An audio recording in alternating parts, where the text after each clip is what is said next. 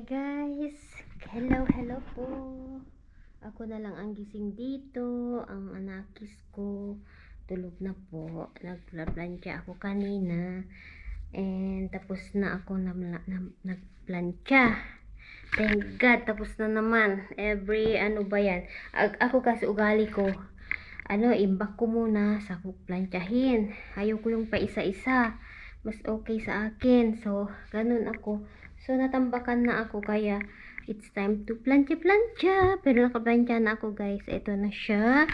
Ayan, sinesegregate ko ba mga damit namin na panlabas. Ito, kay Cheyenne.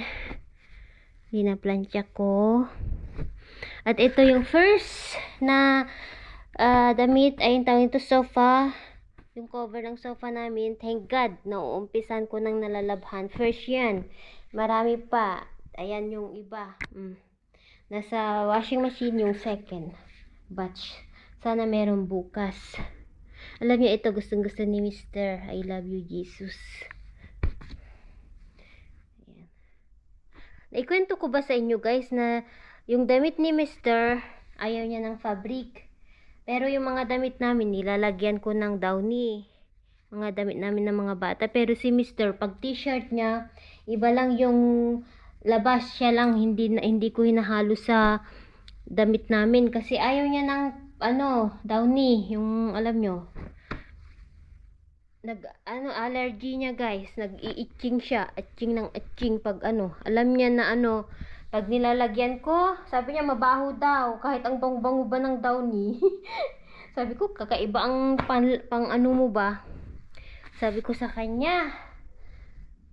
So, kaya yan, pinag-aawayan namin nung una. Nung bago kami gusto ko kasi ang downy sa damit.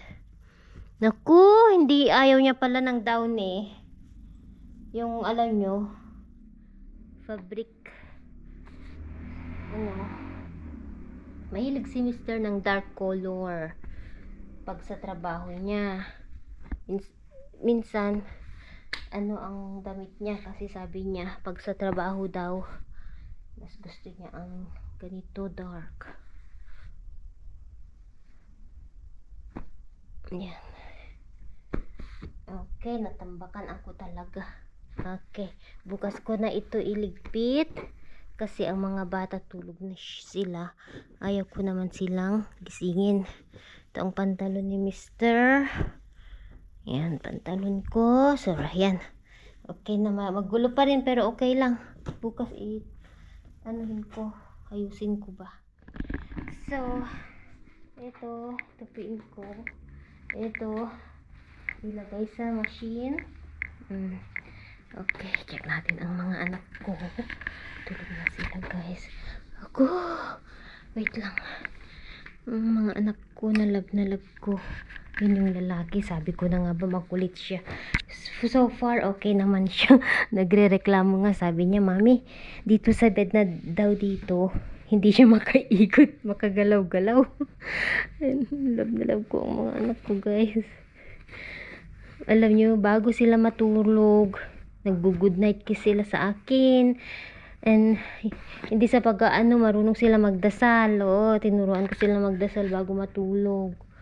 Itong anak ko to.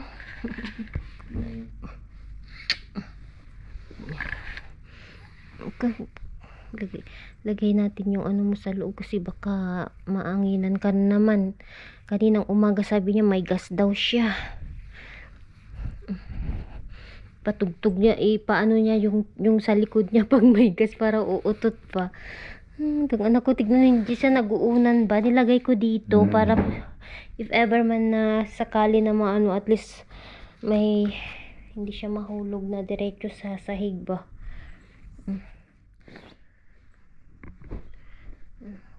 Okay, anak ko. Ito naman ang dalaga ko.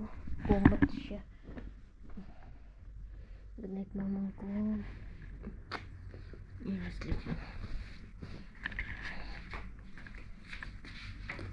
At ako naman mag-edit na dito. Ayan. Ako i-charge na naman niya ang Ay, thank God. So, yun. Tulog na ang dalawa kong anakis, guys. At ako naman dito. Gising pa. Bukas na ako maglalaba. Kasi wala nang kuryente. So, yun, guys. Ako naman, time to pahinga na. And thank you ulit sa lahat ng nanonood sa Khalil family. Hindi ko kayo maisa-isa, guys. Pasensya kung ano man. Minsan nagkakamali kami sa vlog. At okay lang. Wala namang perfect sa mundo. Kaya nagkakamali kami. Si Kian, parang kapag kinukuha niya itong camera, sabi niya, tinatanong niya kung totoo ba daw na sinabi na magmalik, may nahihila ang mga viewers pag siya ang sabi ko, oo anak, sabi ko, oh, okay. Gumagano yung bata. Good morning, guys. Kita niyo ba ako? Kararating ko lang. Galing ako sa church. Alam nyo, gising natawa lang sa sensyon. Nadatnan ko itong lalaki, gising na siya. And then, nasunod itong babae. Yan. She keeps ruining my bed. Nakita ko na inaayos niya yung bed niya. Diba natutulog na siya sa bed ni mama, yung kung saan natutulog. Sinasanay ko siya na matulog mag-isa doon para alam nyo. And then, alam nyo kung anong sinulat niya. Pakita ko sa inyo. Can you read, Mama? I cannot see. No more trespassing for ate. Yung ate niya is A-T-T-E. Ate. Ate. Stop coming to my bed and stop ruining my bed. Love, Kian. Kuya, kuya. Love, kuya ko na napaini. Kuya, adding. You are adding. Adding, okay? Little brother is adding, okay? If you are a big brother, why I call you kuya? Because it's Sky and Kia, Sky and Kian, Sky and Queen are the, mali, ano ba yun? The youngest. No, just kidding. No, when, but I'm the youngest child. yeah, I know, Love, but kuya. that's why I'm calling you kuya because I love to call you kuya. Tawa ko, sabi niya, no more trespassing for at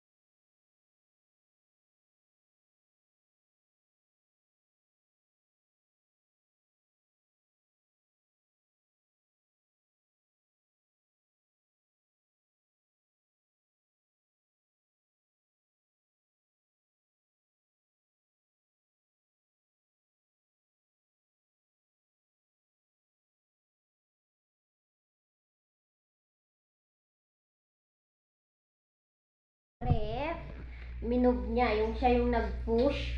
Ako naman, ay nag-push ba yun? Push and pull. Siya yung taga-ano kasi mabigat ito. Hindi ko kaya. Nilinis namin, nilagyan na namin ng tubig. So, 1/3 na ako dito sa kusina. And then, itong washing machine. Sa baba ng washing machine, nilinis din namin ni Mr. And then, ito. So, ito, last time, nilinis ko na siya. Pero, punas-punasan ko na lang itong taas. So, ang gagawin ko ngayon is, ito. Lahat to. And then, natanggal ko na din yung mga, alam nyo, spider web. Yung sapot-sapot. Yes. And then, dito wall din. So, doon sa salas, thank God, tapos na ako sa kwarto, tapos na din ako. Naayos ko na. So, last na naman na ano is, sa bintana, punas-punasan ko na lang ba, ganun. So, yun. And then, tapos na ako sa general cleaning. Tapos, yung mga cup, ito, hindi ko na lilinisin yan, kasi nilinis ko last year, yung sa loob ba, yung mga baso, pinggan, hindi naman yan marumi. So, yun. Gagawin ko, guys. Akyat ako doon sa taas. And pupunasan ko. Ayan, doon. Kita nyo ba? Doon ako aakyat. Isa na yung paglinis ko. Kasi siya yan, naglilinis naman doon sa salas at kwarto. Nagtatanggal ng dumi. Yung alam nyo, yung tawag nito, alikabok pa. Ayaw ko nang marumi ang bahay ba. Alam nyo, kasi maganda ang pakiramdam pag maayos ang bahay. Mga bata kasi hindi maiwasan magkalat-kalat, kasi pinagsabihan ko sila na hindi na sila magkalat-kalat ba. So, tignan nyo. Pagkita ko ang taas ng ano namin, alikabok talaga. Tanggalin natin lahat ito, guys. Dito ako magpunas-punas. Ako, parang delikado ba? Baka mahulog si Mami Laura. Wag naman sana, Lord. Ayaw ko pong mahulog. Ayan. Hindi naman ako kasi, hindi ko ito maabot minsan, kaya hindi ko napupunasan. Buti na lang, madaling matanggal kasi, ang gamit kong panglilinis ba, talagang ang tawag dito, multi-purpose cleaner. Ano yan, yung ng grease. Tapos ito yung glass cleaner. Tapos iyan yung pagtanggal ng grease. Yan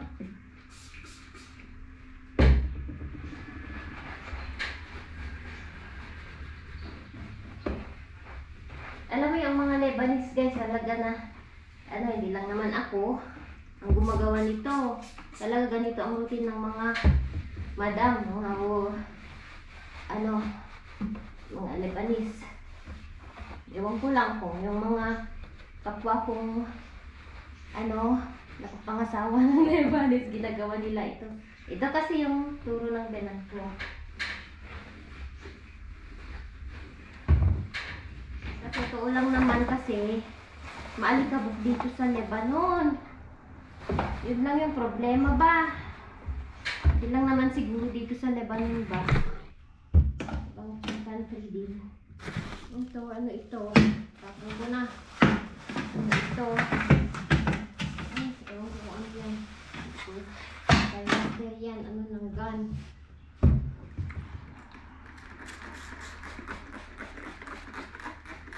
Parang nakahinga ba ang bahay? Kasi ang dami kong tinapon na na hindi ka nais na i-inbox sa bahay ba? Yung iba, hindi ko na sinabi kay Mr. Basta napunta ko na lang. Na bawasan konti ba yung kasi alam nyo kasi dito yung sa taas kasi ng ang tawag nito napugkot. Ano ba yung napugkot sa Tagalog? Na siya, sticky. Kaya kailangan tanggalin. Ay, punasan pa. Yung camera nahulog. Nahulog na ni Laura. Wait, mag-change ako ng position. I-move ko itong stair. Hindi ko na maabot doon.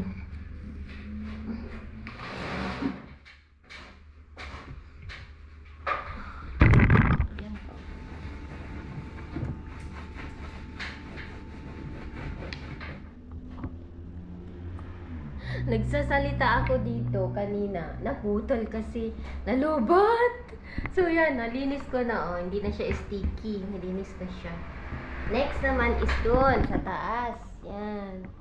Tapos punasan ko ito light. Ayun guys, ang ginagawa ni Mami Laura. Hindi po madali. Pero happy naman ako talaga sa ginagawa ko kasi para din naman sa amin malinis ang bahay. Yun.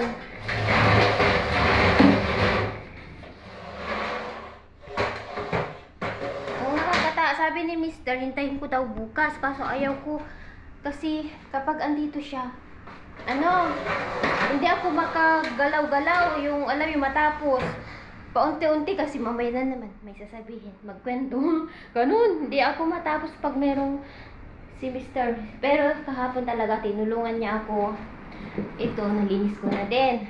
So alam nyo, mahirap linisin ang kitchen. Buti doon sa kwarto, maliit lang in space. Yung mga damit, cabinet, ganun, ano lang, kurtina, yun ang linis ko. Ano naman siya, madali lang dun. Pero dito talaga hirap. Kasi maraming itsuburit, diba? Tignan yung dumi-dumi. Sticky. May plant dito noon pero tinanggal ko, nilabas ko nilagay ko sa labas para ano ba, makahinga naman. Yan, linisin na lahat to guys. Ito, yung isa, kunin natin kasi yun ang matapang na panglinis. Yan.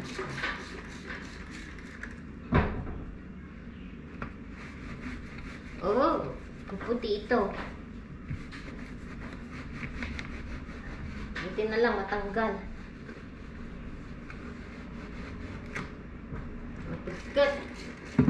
Dahil sa mantika. Ewan ko bakit na ano dito. Yung sabon kasi, ewan ko mahirap matanggal ba pag sabon. Pero talaga pang ano ng ano yan. Mga pagkapagkat. Ano, tawag ito. Napagkat na eh. Kita nyo, nagrigat nga ikat. Mahirap siyang tanggalin. Ay, naku. Tapos na yan. Ito na lang gamitin ko.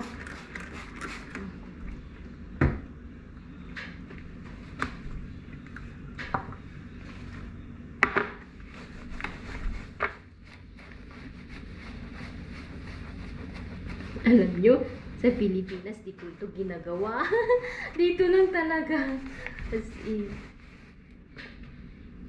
Tapusin ko lang ito guys ha. Tapos mamaya ulit. Yun, ipakita ko lang kung anong ginagawa ni Mami Laura.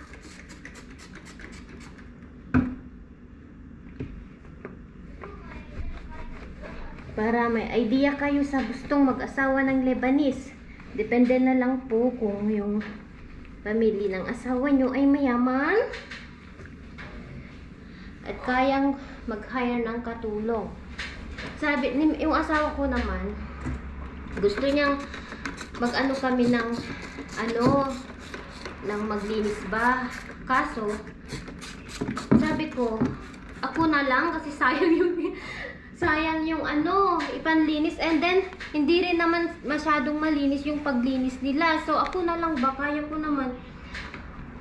Kaya hindi ako hindi ako pabor sa gusto ng asawa ko na kuha na lang daw kami ng maglinis, yung mga maitim ba ganon. Kasi sabi ko wag na, yung pang na lang pambayad natin kasi per hour dito. Ko na lang, save na lang natin ba pambili ng gamit ng mga bata. At saka exercise ito guys, hindi masama sa katawan ang maglinis.